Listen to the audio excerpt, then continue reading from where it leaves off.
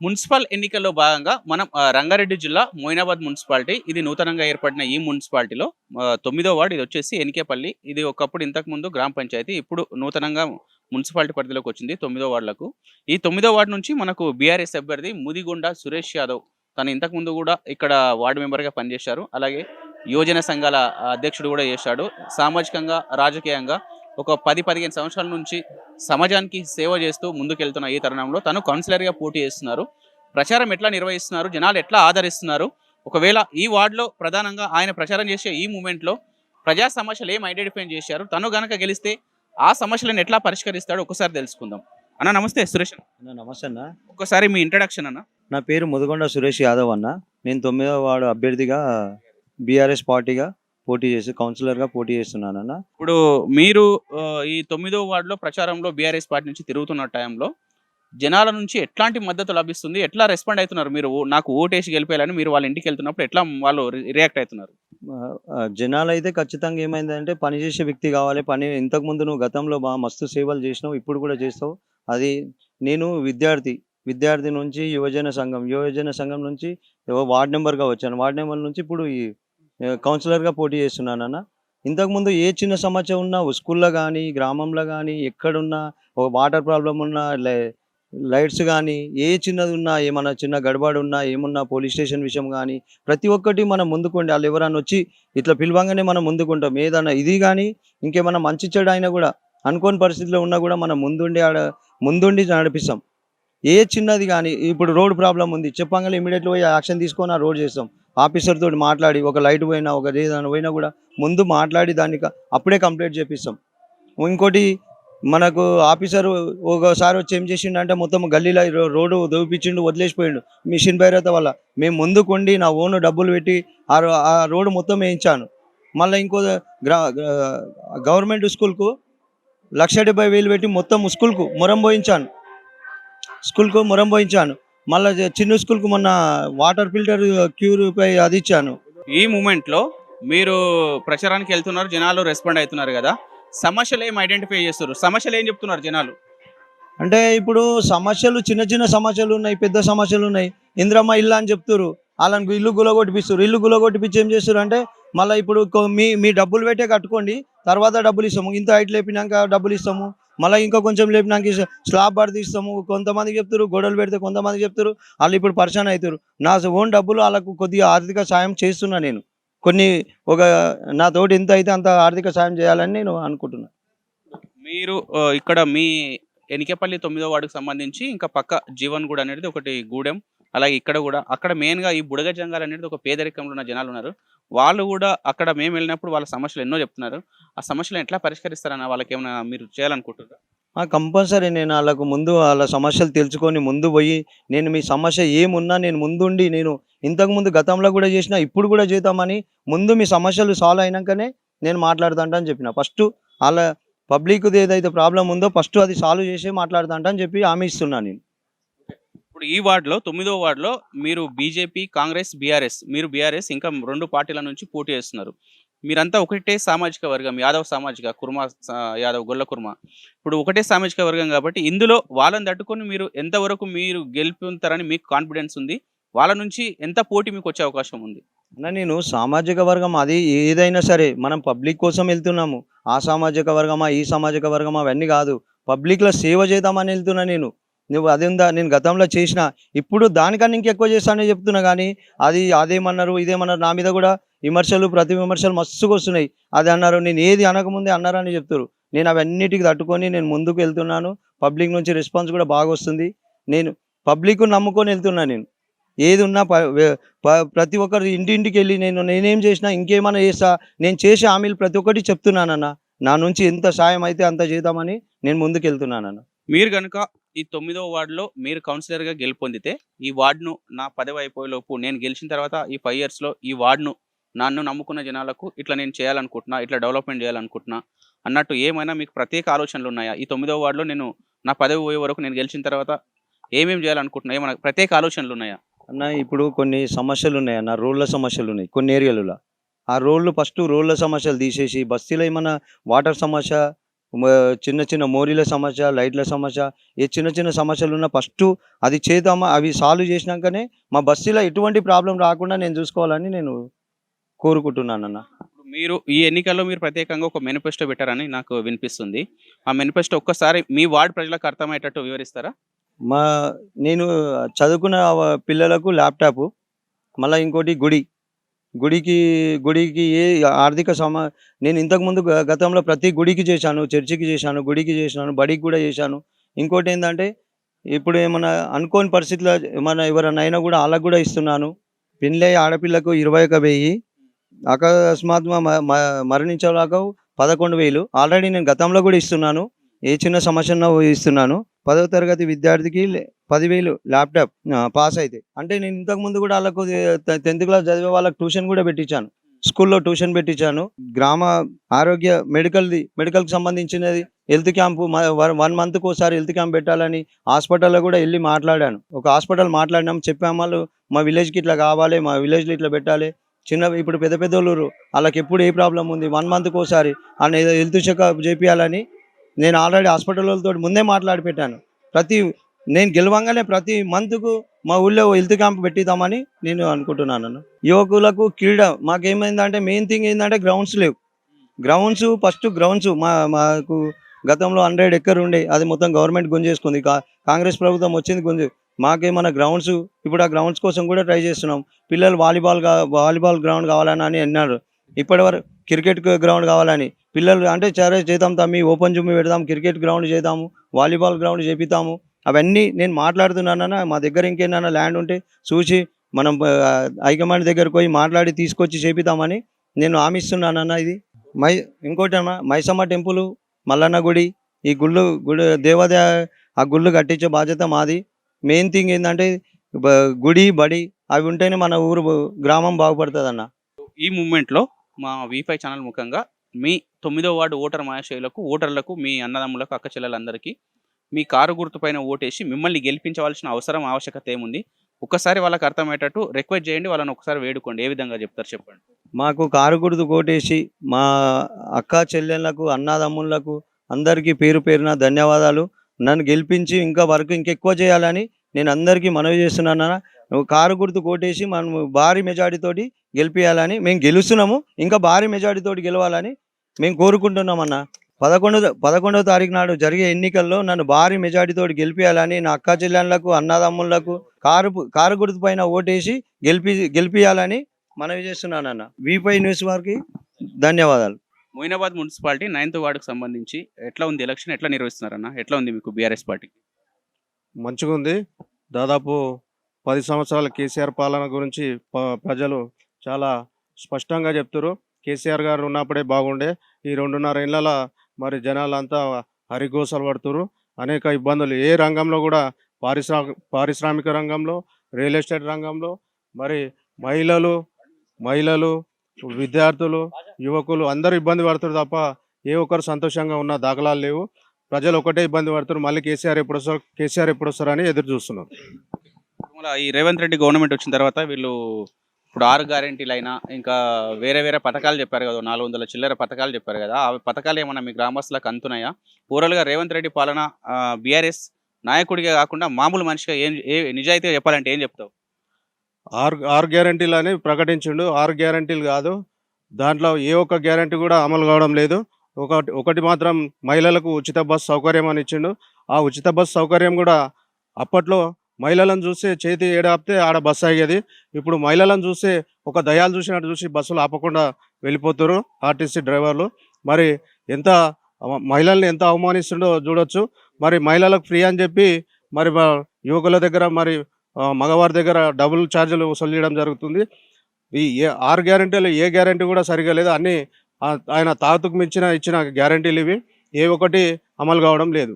ఇండ్లు ఇస్తుండు కదా, ఈ మధ్యలో ఇందిరమ్మ ఇండ్లు 5 లక్షలు ఇచ్చి మేము ఇస్తున్నాం అన్న. ఆ ఇందిరమ్మ ఇండ్లు మీ ఊళ్ళో ఎన్ని అందినాయన్న? అవి కరెక్ట్గా న్యాయబద్ధంగా జరుగుతున్నాయా? ఇందిరమ్మ ఇండ్లు అంటే అప్పట్లో కేసీఆర్ గారు ప్లేస్ లేని స్థలం లేని వాళ్ళకు కూడా డబుల్ బెడ్రూమ్ ఇచ్చి గౌరవంగా బతికేటట్టు ఇచ్చినాడు. ఇప్పుడు రేవంత్ రెడ్డి వచ్చి మరి కండిషన్ సప్లై అన్నట్టు 60 గజాల్లో మరి ఒక ఇంట్లో ఒక 2 అన్నదమ్ములు 2 పిల్లలు ఉంటే మరి 60 గజాల్లో ఎక్కడ కట్టుకుంటారు, ఎట్లుంటారు, ఏం చేస్తారు? అది కాకుండా 5 లక్షలతోటి మరి స్లాబ్ వేయాలి, ఇల్లు కట్టాలంటే సాధ్యం కాని పని. ఒకవేళ మళ్ళా అప్పు చేసి ఇల్లు కట్టాల్సిన పరిస్థితి ఉంది. ఏ ఒక్కరు సంతోషంగా లేరు. వాళ్ళకు ఇందిరమ్మ ఇల్లు ఇచ్చినా కూడా నిరుత్సాహంగానే ఉన్నారు. 9వ వార్డుకి సంబంధించి ఎట్లా ఉందన్న? ప్రచారం ఎట్లా నిర్వహిస్తున్నారు? జనాలు ఎట్లా రెస్పాన్స్ అవుతున్నారు? ఇలా బీఆర్ఎస్ నెంబర్ 1 ఉంది. మనకు నెక్స్ట్ బీజేపీ ఉంది. తర్వాత థర్డ్ ప్లేస్‌లో కాంగ్రెస్ కనిపిస్తుంది. ఎందుకంటే థర్డ్ ప్లేస్‌లో ఉన్న కాంగ్రెస్ పార్టీ లాస్ట్ 10 ఇయర్స్ నుంచి వార్డ్ మెంబర్ ఉన్నాడు. దానికన్నా ముందు తన ఉప సర్పంచ్ ఉండి కూడా ఏం చేయని హామీలు ఇప్పుడు ఇచ్చిండు ఆయన. దాన్ని బట్టి ఇప్పుడు కొత్తగా మనకు సురేష్ యాదవ్ ఏంటంటే మనకు జమానాల నుంచి ఇప్పుడు ఉన్న 10 సంవత్సరాల నుంచి మంచి చెడు ముసలోళ్ళు ఎవరికి బాధలున్న పోలీస్ స్టేషన్ల కాడ పోయిన చిన్న చిన్న పంచాయతీలు కూడా పైసలు సొంతంగా ఖర్చు పెట్టి ఎవరైనా చనిపోతే కూడా 5,000 10,000 అప్పటి నుంచే ఇచ్చుకుంటూ వస్తుండు. ప్రతి ఒక్క గరీబులకైతే చాలా న్యాయం చేసిండు కాబట్టి వాళ్ళంతా గరీబులంతా ఆయనకు స్వాగతం పలుకుతున్నారు. ఇట్లా ఇప్పుడు మీ అభ్యర్థి సురేష్ యాదవ్ 9వ వార్డులో ఇంతకుముందు కూడా ఇక్కడ వార్డు మెంబర్గా చేసిండని జనాలు అంటున్నారు కదా, ఏమైనా చేసిండు ఆ పనులు? అప్పుడు మళ్ళీ మీరు ఒక నిజాయితీ చెప్పండి, బీఆర్ఎస్ కాకుండా. 100% చేసిండు. సొంతంగా కొందరికి పైప్ లైన్ ఇప్పుడు ఇంట్లోకి గరీబులు ఉన్నారు, ఇంట్లోకెళ్ళి మోరీలు వేస్తారు కానీ మోరీలకు పైపులకు కూడా వాళ్ళకి డబ్బులు లేని వాళ్ళకు నేను కళ్ళారా చూసిన కొందరికి డబ్బులు ఇచ్చి 5,000 4,000 ప్లంబర్కి చెప్పి చేపి అని కూడా నా ముంగటనే ఒక 10-20 మంది వరకు బస్సులలో చేపించిండు గరీబులకు. మున్సిపల్ ఎన్నికల్లో భాగంగా మనం ఈరోజు రంగారెడ్డి జిల్లా మొయినాబాద్ మున్సిపాలిటీ పరిధిలోని ఎనికపల్లిలో ఉన్నాం. ఇది ఎనికపల్లిలో 9వ వార్డు పరిధిలో ఓటర్ల నాడి ఎట్లా ఉంది, ఓటర్లు ఎక్కడ మొగ్గు చూపుతున్నారు, ఈ 9వ వార్డులో ఎవరు గెలిస్తే ఈ వార్డు అభివృద్ధి చెందుతుంది అని తెలుసుకోవడానికి మనం ఈరోజు ఎనికపల్లి గ్రామంలో 9వ వార్డులో ఉన్నాం.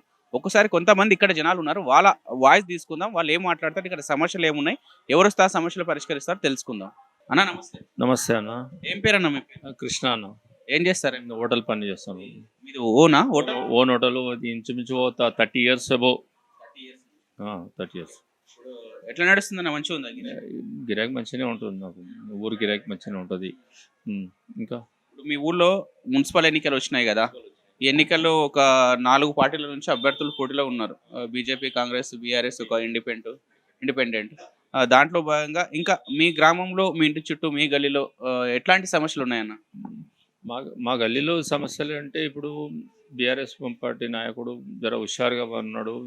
ఈ పార్టీలో లేకముందు నుంచి కూడా బాగానే హుషారుగా పనిచేస్తున్నాడు. ఓ పెళ్ళిళ్ళకి కానీ, ఓ సావులకు కానీ, ఇలా ముసలోళ్ళకి కానీ, దానికైనా ఏ రాత్రి అయినా చేస్తున్నాడు. రోడ్లకి నల్లలు వేపిస్తున్నాడు ఆయనని. ఇప్పుడు ఎవరికైనా నల్లలు లేవు అన్నప్పుడు నల్లలు వేపిస్తున్నాడు. ఎవరికైనా ఇంటి సమస్య వచ్చినప్పుడు వేపిస్తున్నాడు. స్కూల్ పిల్లలకు, యూతులకు కానీ వాళ్ళు చేస్తున్నాడు. మీ వార్డు బీఆర్ఎస్ సురేష్. ఎట్లా ఉంటాయి ఆయన పని? చేస్తాడా? 10 ఉన్నా చేస్తాడు. హుషారు చేస్తాడు. మంచి యంగ్ హుషారు. 9వ వార్డులో ఎవరికి వస్తే బాగుంటుంది? ఏ పార్టీ వ్యక్తి ఎవరు వస్తే? ఇప్పుడు ముందంజల ఆయనే ఉన్నాడు. ముందంజల అయితే ఆయనే ఉన్నాడు ఇప్పుడు. అయితే బీఆర్ఎస్ కారు గుర్తు మేము అనుకుంటున్నాం. అన్న నమస్తే. నమస్తే. నమస్తే. ఏం చేస్తారా మీరు? నేను డాక్టర్ అండి. ఇక్కడ ఆర్ఎంపీ ఎనికపల్లి. ఇదే ఇల్లు 9వ వార్డు. మీ ఊళ్ళో మున్సిపల్ ఎన్నికలు వచ్చినాయి కదా, ఈ ఎన్నికల సందర్భంగా మీ గల్లీలో అయినా, మీ వార్డులో అయినా ఏమైనా సమస్యలు ఏమున్నాయి? ప్రధాన సమస్యలు ఏమైనా ఉన్నాయా? సమస్యలు ఏం లేవు. మేము ఎన్నుకున్నది ఏంటంటే ఒక మంచి వ్యక్తిని ఎన్నుకుందామని ఉద్దేశంతో అందరం ఏకమత్యమై ఒక్కరిని గెలిపిద్దామనే ఉద్దేశంతో ఈ యొక్క పోరాటం చేస్తున్నాం. నేనైతే బీజేపీ, బట్ ఏంటంటే క్యాండిడేట్ పరంగా ఓటేద్దామనే ఉద్దేశంతో మేము ఆలోచిస్తున్నాం. ఎవరు వస్తే బాగుంటుంది మీ వార్డులో? ఎవరన్నది ఇప్పుడు మనం సొంత నిర్ణయంతో చెప్పనికి రాదు, బట్ మోటివేట్ చేస్తున్నాం, కౌన్సిలింగ్ కూడా ఇస్తున్నాం, ఏ విధంగా చేయాలి, ఏ విధంగా పోవాలనే ఉద్దేశంతో. ఒకవేళ మంచి వ్యక్తిని ఎన్నుకొని మనం గెలిపిద్దామనే ఉద్దేశంతో ఉన్నాం. ఇప్పుడు 3 ప్రధాన పార్టీలు, ఒక ఇండిపెండెంట్ అభ్యర్థి పోటీలో ఉన్నారన్న. ఈ మూమెంట్లో ఈ పార్టీ వ్యక్తి వస్తే బాగుండు, ఈ పార్టీ మనకు డెవలప్మెంట్ చేస్తుంది, లేదా వ్యక్తిగతంగా ఈ వ్యక్తి వస్తే బాగుండు అన్నట్టు మీరు చెప్పగలరా? ఆ విధంగా నేను చెప్పలేము, బట్ ఏంటంటే ఓన్లీ వన్ థింగ్, క్యాటర్ మనిషి, ఎడ్యుకేటెడ్ అయిన మనిషి గెలిస్తే బాగుంటుంది. ఈ యొక్క బస్తీ కూడా మంచి, ఈ వార్డు కూడా మంచి బాగుపడుతున్న ఉద్దేశంతో మేము నిర్ణయించుకున్నాం అందరం. ఇప్పుడు ఎవరైనా చెప్పడానికి వీలు ఉండదు కదా. ఎందుకంటే నేను ఒక వ్యక్తిని, ప్రతి వాళ్ళని ఆలోచిస్తున్నాం, ప్రతి మనిషి ఏ విధంగా చేస్తుండ అనేది దాన్ని ఆలోచించి ముందుకెళ్తున్నాం అనమాట. ఈ మనిషి గెలుస్తారనే ఉద్దేశంతో ఇప్పుడు తింటున్నారు, చేస్తున్నారు, ఓట్లు ఎక్కడ ఇస్తారు నా ఐడియా లేదు ఇప్పుడు. బట్ ఇంకేంటంటే ఇంకా 2-3 రోజులు మనకి మొత్తం ఏర్పడుతుంది ఎవరు గెలుస్తారు అనేది. నేను చెప్పేది ఏంటంటే 4 రాజకీయ పార్టీలు 3 రాజకీయ పార్టీలు ఒక ఇండిపెండెంట్ అభ్యర్థి ఉన్నారు కదా. దీంట్లో బీజేపీ వస్తే బాగుంటుందా, కాంగ్రెస్ వస్తే బాగుంటుందా, బీఆర్ఎస్ వస్తే బాగుంటుందా, లేదా ఇండిపెండెంట్ వస్తే అంటే జనాలు ఎట్లా అనుకుంటారు? మీరు దానికి తగ్గట్టు ఈ పార్టీ వస్తే కూడా బాగుంటుంది అన్నట్టు. ఈ పార్టీ అని సరైన సమాధానం చెప్పలేను. బట్ ఏంటంటే ఒక వ్యక్తి ఎడ్యుకేటెడ్ పర్సన్ అయి ఉండి ఆ వ్యక్తిని ఎంచుకొని ఓటేద్దామని నేను ఎంచుకోను తప్ప ఈ ఈ పార్టీ గెలిస్తే పార్టీ అనేది ఏం లేదు. ఈ పార్టీ వైజ్ ఎవరు ఫీల్ కావట్లేదు. ఏ పార్టీ ఏం పక్క పెట్టేసి వ్యక్తిగతంగా మనిషి ఏ విధంగా ఉన్నా ఆ వ్యక్తిని ఎంచుకొని అతనికి ఓటేద్దామని నేను. ఇప్పుడు ఇన్ని 4 పార్టీలు ఉన్నాయి కదా, ఇక్కడ నలుగురు వ్యక్తులు ఉంటారు కదా, 3 పార్టీలు ఒక ఇండిపెండెంట్. ఈ నలుగురులో ఈ పార్టీ వ్యక్తి వస్తే చేపిస్తాడనే నమ్మకం ఏ పార్టీ మీద ఉందా? ప్రవీణ్. ఇదే ఊరా? ఇదే ఊరు, ఇదే ఇల్లు, ఎన్నో వార్డు మీకు? 9వ వార్డు. ఏమేమి ప్రాబ్లమ్స్ ఉన్నాయి మీ ఇంటి దగ్గర? ఇప్పుడు మా తాన మస్తు ప్రాబ్లం. ఇంకా రోడ్లు చూడాను ఎట్లున్నాయి. నా కేసీఆర్ ఉన్నప్పుడు అన్న సీసీ రోడ్లు వేయించిండు, అక్కడ మంచిగా రోడ్ వేయించిండు. మెయిన్ రోడ్ చూసిరుగా మీరు, మంచిగా రోడ్లు వేయించిండు. ఇగో మిషన్ బైరత నీళ్ళు వస్తున్నాయి కదా, అక్కడ కెమెరా తింపండి అన్న, వస్తున్నాయి కదా. ఆయన ప్రాజెక్టులు కట్టిండు మంచిగా, ఇగో బాగా నీళ్ళు వస్తున్నాయి మాకు, ఇంటికాడ పట్టుకుంటున్నాం. ఆడేం చేసిండు అన్న వచ్చి? ఇప్పుడు ప్రాబ్లమ్స్ అన్ని ఉన్నాయి కదా. ఇప్పుడు ఈ మూమెంట్ లో మీ 9వ వార్డులో మీ గ్రామంలో ఒక 3 పార్టీలు ఒక ఇండిపెండెంట్ నిలబడ్డారు కదా. ఇందులో ఏ పార్టీ, బీఆర్ఎస్, బీజేపీ, కాంగ్రెస్ ఎవరు వస్తే బాగుంటుంది అన్న? మాదైతే ఇది టీఆర్ఎస్ అన్న, మాదైతే కేసీఆర్ కారు మంచిగా చేస్తాడు. ఒక బస్సులు బంద్ చేసే మా ఊరికి ఎన్ని వస్తున్నాయన్న? పొద్దుగాల 6:30 బస్సు ఒకటి, 4:30 బస్సు ఒకటి, ఇక బంద్. బస్సులు లేవు. పిల్లలు కాలేజీ పోవాలన్నా కానీ ఇబ్బంది. ఇప్పుడు ఏం బుక్ చేసుకోవాలి, ఆటోలు బుక్ చేసుకోవాలి, ఆడ తీసుకపోయా. ఆటో వాళ్ళకు పాపం మొత్తం ఆటో వాళ్ళు మొత్తం లాస్ అయిపోయా. ఏమైనా చేసిందా? మొత్తం అందరు తెలిసిన విషయం మాకు. బీఆర్ఎస్ పక్క అయితే కన్ఫర్మ్ అది. వర్షం వస్తే నీళ్ళన్నీ మా ఇంటి ముందే అయిపోతాయి. ఏం చేయాలి? ఈ సమస్య గురించి చెప్పిరా ఎప్పుడైనా ఎవరికన్నా? చెప్పినాము, మస్తు చెప్పినాము. వేసమన్నారు పట్టించుకోండి. మరి ఓట్లు వచ్చినాయి, రాజకీయ నాయకులు అన్ని పార్టీలలో మీ ఇంటి చుట్టూ తిరుగుతున్నారు కదా. ఇందులో ఏ పార్టీ ఈ వ్యక్తి వస్తే బాగుండు మాకు చేశారని నమ్మకం ఉందా ఎవరి మీద? ఉంది, కేసీఆర్ కావాలి. 9వ వార్డులో ఎవరు గెలిస్తే బాగుంటుందా? ఇక నేను చెప్పలేను. అది మన చేతుల్లో లేదా, దేవుని చేతుల్లో ఉంది. ఎందుకు కేసీఆర్ కావాలనుకుంటున్నావు అక్క? ఆయన మాకు పింఛన్లు తీసిరు కాబట్టి ఏ దానికి ఇబ్బంది లేకుండా చేసిండు. ఈయన ఫ్రీ బస్సులు పెట్టిండు. ఏం చేసిండు చెప్పు? బస్సులు పోతేనే ఎక్కుతుండే. మమ్మీ చచ్చడి బతికింది, బస్సు కింద పడుతుండే. ఏం న్యాయం చేసిండు చెప్పు? మీరు ఇస్తుంది రేషన్ బియ్యం ఇస్తుండు, దొడ్డు బియ్యమే ఇస్తుండు, దొడ్డ ఇస్తుండు. తెచ్చుకొని ఉండాలి. మేము ఆడిస్తాడు ప్రతిదానికి ఉరకాలి. మేము పింఛన్లు అంటే 1వ తారీఖు, 2వ తారీఖు, 5వ తారీఖు రావు. 20వ తారీఖు, 15వ తారీఖు రావాలి. మీకు నీళ్ళు వస్తున్నాయా వాడుకొని?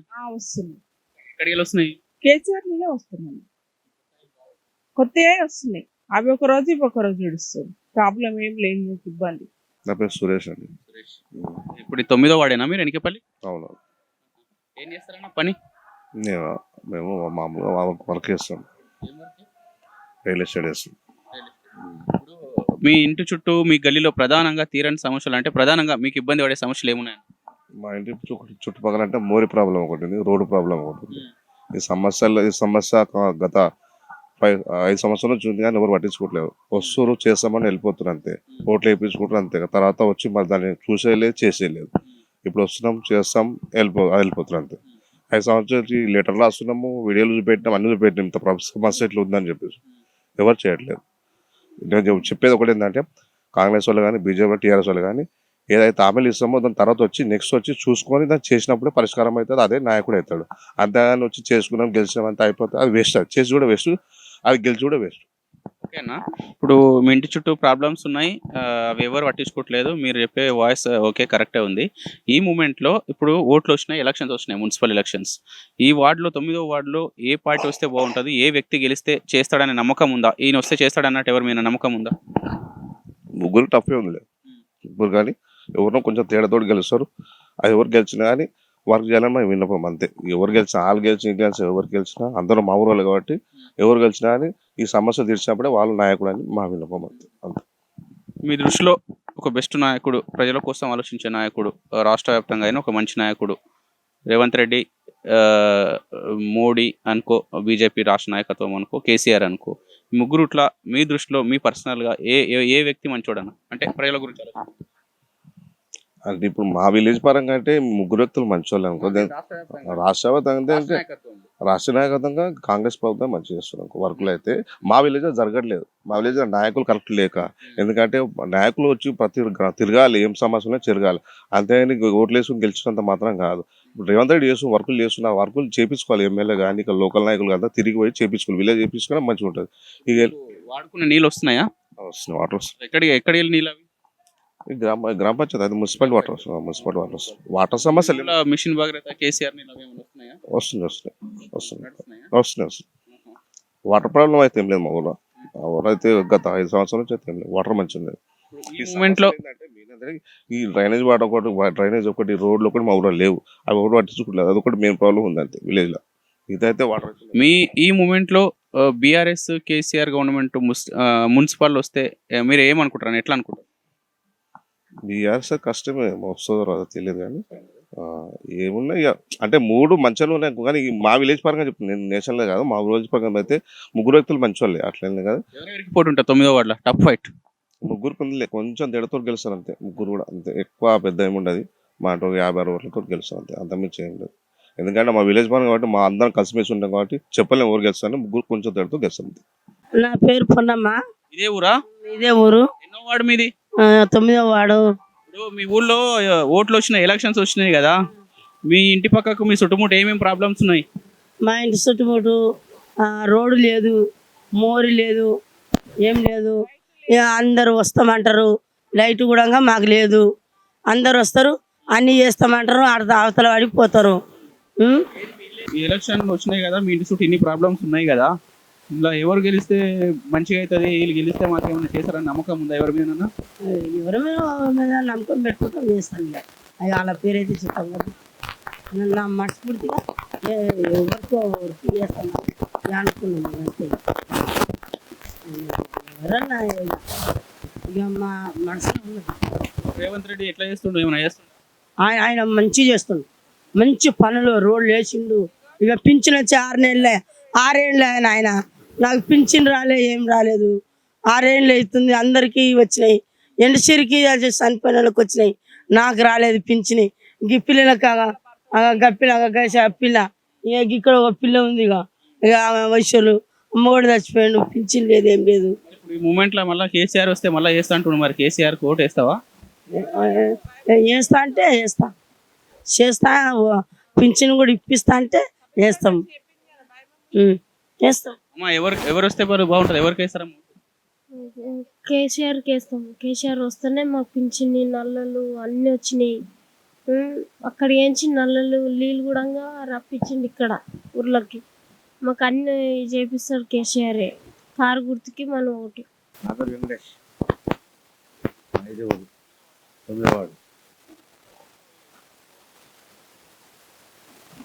పెద్ద చెప్పాలంటే అంతగా కాదు కానీ నేను గరీబనే, నాకు తాగలేదు, ఇల్లు లేదు.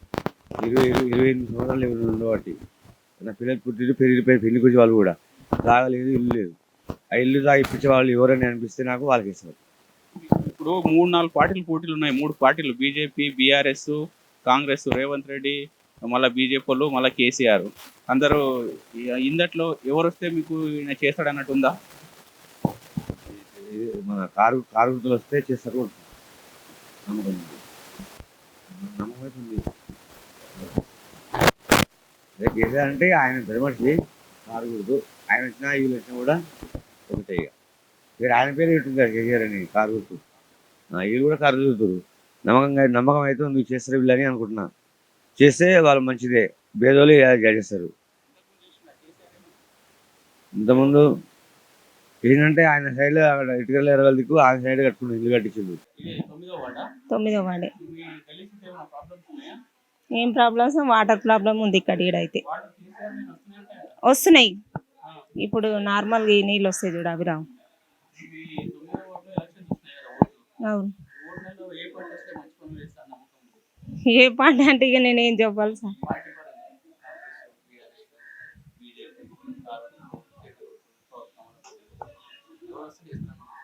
ఎవరేసారంటే ఇద్దరు ఉన్నారు, ఇద్దరు ఇట్లా ఎవరు వచ్చేది తెలియదు.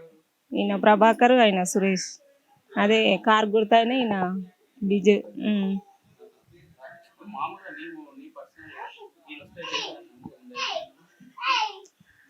చేశాడు ఆయన సురేష్. ఈ 9వ వార్డులో కారు గుర్తు వస్తే ఏమైనా చేస్తాడని నమ్మకం ఉంది. చేసి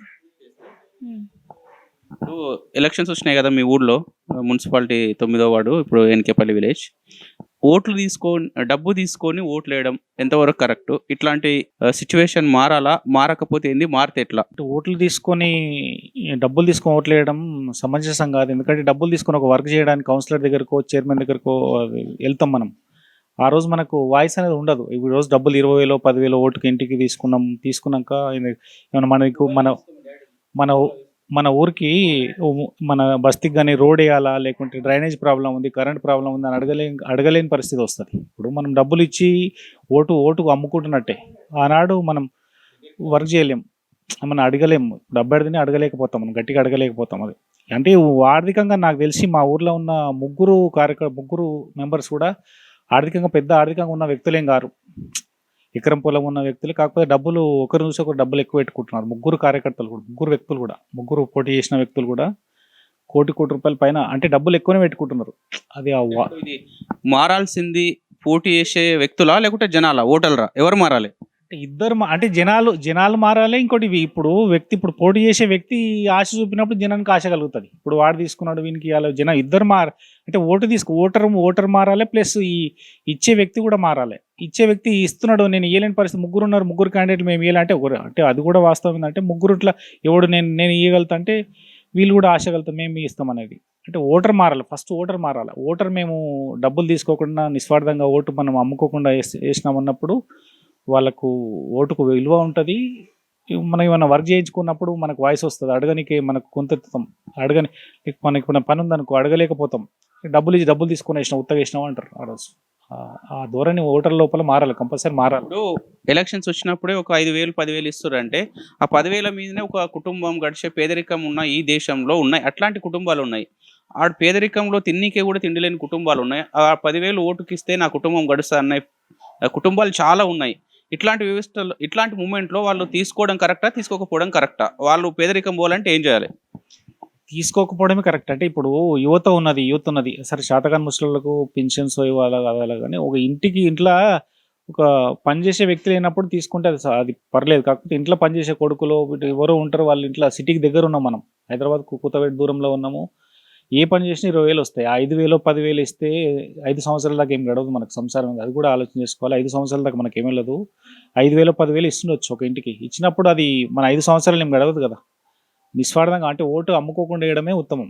ఇప్పుడు 5,000 10,000 ఇస్తే 5 సంవత్సరాల కోసం ఇస్తారు. 5 సంవత్సరాలకు ఓటర్ను కొంటున్నారు. అది కరెక్ట్ కాదు. ఓటర్ మారాలా. ఇచ్చే వ్యక్తులు కూడా నేను ఏమంటానంటే ముగ్గురు క్యాండిడేట్లు, ఇక్కడ ముగ్గురు 9th వార్డులో ముగ్గురు ఉన్నారు, 11th వార్డులో 5 మెంబర్లు పడ్డారు. ఒకరొకరు నాకు తెలిసి అక్కడ కూడా 50 లక్షలు తక్కువ పెట్టుకుంటలేరు. 40 30 40 50 లక్షలు. అంటే వాళ్ళు ఆర్థికంగా నిలదొక్కోలేని పరిస్థితి ఉన్నారు వ్యక్తులు.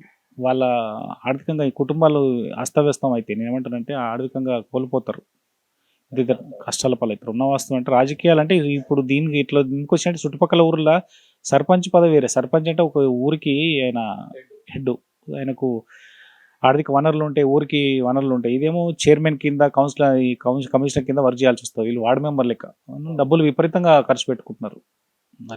మారాలి, ధోరణి మారాలి. ఆర్థికంగా దెబ్బతింటారు. నాకు తెలిసి మా వార్డులో పడ్డ ముగ్గురు కూడా ఒక్కొక్క ఎకర పొలం ఉన్నోళ్ళే. ఆర్థికంగా పెద్ద వ్యాపారాలు ఉన్నోళ్ళు, పెద్దగా ఉన్నోళ్ళు ఏం కాదు. వాళ్ళు డబ్బులు ₹1,00,00,000 అంటే మనం సంపాదించాలంటే ₹1,00,00,000 ఒక 10 సంవత్సరాలు పడుతుంది. మినిమం ఒక వ్యక్తి 5-10 సంవత్సరాలు 5 సంవత్సరాలు పడుతుంది. అది మారాలని కోరుకుంటున్నాను. నా పేరు ప్రవీణ్ యాదవ్. ఇదే ఊరు, ఎన్కేపల్లి 9వ వార్డు. వార్డులో ప్రధానంగా రోడ్ ప్రాబ్లం ఉండే, ఇది సీసీ రోడ్డు. ఇంకొకటి వాటర్ ప్రాబ్లం ఉండే, డ్రైనేజ్ ప్రాబ్లం ఉండే. ఇక్కడ మేము ఫస్ట్ ఇది మా ఓన్ ల్యాండే. ఇక్కడ ఇల్లు కట్టినప్పుడు ఇవి 2-3 ఇళ్ళు ఉండే. రోడ్ ఇష్యూస్ ఉండే, డ్రైనేజ్ ప్రాబ్లం ఉండే. మెయిన్ ఇంకోటి వాటర్. ఏరియాలో 600-700 గ్రోత్ వరకు వాటర్ రాకపోతుండే. ఇక్కడ వచ్చినాక అభివృద్ధి కేసీఆర్ పీరియడ్లో బాగా అయింది. రోడ్లు, వాటరు, మోరీలు ఇవన్నీ డ్రైనేజ్ ఇవన్నీ కూడా కేసీఆర్ ప్రభుత్వంలో మంచి రిజల్ట్ తోటి మంచిగా ఇవన్నీ చేసినాడు. ఇంకొకటి ఇప్పుడు ఏంటంటే ఈ 9వ వార్డులో 3 పార్టీల నుంచి పోటీ చేస్తారన్న. ఇప్పుడు బీఆర్ఎస్, కాంగ్రెస్, బీజేపీ ఈ 3 పార్టీలలో ఈ పార్టీ వ్యక్తి వస్తే ఏమైనా చేస్తాడనే నమ్మకం ఉందా ఎవరి మీదన్నా? ఉందండి. ఇప్పుడు ముగ్గురు నిలబడ్డలు మా యాదవ్సే. ముగ్గురు కూడా మా రిలేషన్, దగ్గర రిలేషన్, అనుసంధానమైన రిలేషన్. దీంట్లో భాగంగా ఏంటంటే మనకు టీఆర్ఎస్ నుంచి కాకుండా, బీఆర్ఎస్ నుంచి కాకుండా, కాంగ్రెస్ నుంచి కాకుండా, ముగ్గురు బీజేపీ నుంచి కాకుండా వీళ్ళు ఏంటంటే మంచి వ్యక్తులు. కాకపోతే ఏంటంటే ఇంతకుముందున్న గత ప్రభుత్వంలో ఈయన సురేష్ యాదవ్ అంటే ఆయన వార్డ్ నెంబర్ ఉండే. ఇక్కడ ఏరియాలో ఏదైనా విలేజ్లో ఏదైనా ఎవరికైనా ఎమర్జెన్సీ ఏదైనా పని ఉన్నాలన్నా ఫోన్ చేస్తే వాళ్ళు వస్తుండే. ఎవరికైనా ఎమర్జెన్సీ ఏమైనా అమౌంట్ అవసరం ఉన్నా, ఇంకేదన్నా ఫ్యామిలీ ప్రాబ్లమ్స్ ఏదైనా ఉన్నా కూడా, పోలీస్ స్టేషన్లో ఏదన్నా ఇష్యూస్ ఉన్నా కూడా అందరు కార్యకర్తలకనే ఆయన ముందస్తులో ఉండి మాకు పనులు చేయించినాడు. ఇక విలేజ్ తరపు నుంచి అయితే ఆయనకు మంచి గుడ్ నేమ్ ఉంది. ఆయన ఇంకా వస్తే గెలిస్తే మాకు ఇంకా పలు విధాలుగా సాయం పొందుతాము. ఆయనతోటి మేము గ్రామాన్ని అభివృద్ధి చేసుకుంటాము. ఆయన లక్ష్యం ఏంటంటే మెయిన్ విద్య, వైద్యం, ఇది కంపల్సరీ మాకు మా ఊరికి కావాల్సిందే. మా 9వ వార్డులో బీఆర్ఎస్ సురేష్ యాదవ్ వస్తే ఏమైనా మంచి పనులు అయితే అనుకుంటున్నాం. మేము మంచి పనులు అయితే అనుకుంటున్నాం. ఇంకొకటి ఏంటంటే మా విలేజ్ నుంచి ఒక కలెక్టర్ కావాలి, మా విలేజ్ నుంచి ఒక ఐపీఎస్ ఆఫీసర్ కావాలి, మా విలేజ్ నుంచి ఒక కోర్టు న్యాయవాది కావాలని మా ఆశ. దాని గురించి మేము ఎంతగానో పోరాడతాం. మంచి వ్యక్తిని గెలిపించుకోవాలని మేము కోరుకుంటున్నాం అండి. థ్యాంక్ యూ అండి. లక్ష్మీ అన్న పేరు. ఇదే ఊరు ఎన్కేపల్లి 9వ వార్డు. మీ ఊళ్ళో ఎలక్షన్స్ వచ్చినాయి కదా, ఈ 9వ వార్డులో ఒక 3 పార్టీల నుంచి ముగ్గురు పోటీ చేస్తారు, బీజేపీ, కాంగ్రెస్, బీఆర్ఎస్. ఈ మూడిట్లో ఏ పార్టీ వస్తే బాగుంటుంది? మాకు సురేషే రావాలి, కారు గుర్తు రావాలి. ఏ దానికి ఉరికొస్తాడు, అద్దం రాత్రి ఫోన్ చేసి ఉరికొస్తాడు సురేష. తతిమలు రారు, కాపుల పట్టు అలా పట్టు. మేము అందుకోసం సురేష్ అని అనుకున్నాము. ఒకటే మాట చెప్తున్నాం, కారు గుర్తు ఓటు. నెక్స్ట్ ఎన్నికల ఎమ్మెల్యే ఎలక్షన్ల కేసీఆర్ రావాలన్నా రేవంత్ రెడ్డి రావాలి? కేసీఆర్ రావాలి. తెలంగాణ తెచ్చింది కేసీఆర్. అన్ని పనులు చేసిండు, రైతు బంధు అన్నీ చేసిండు ఆయన్ని.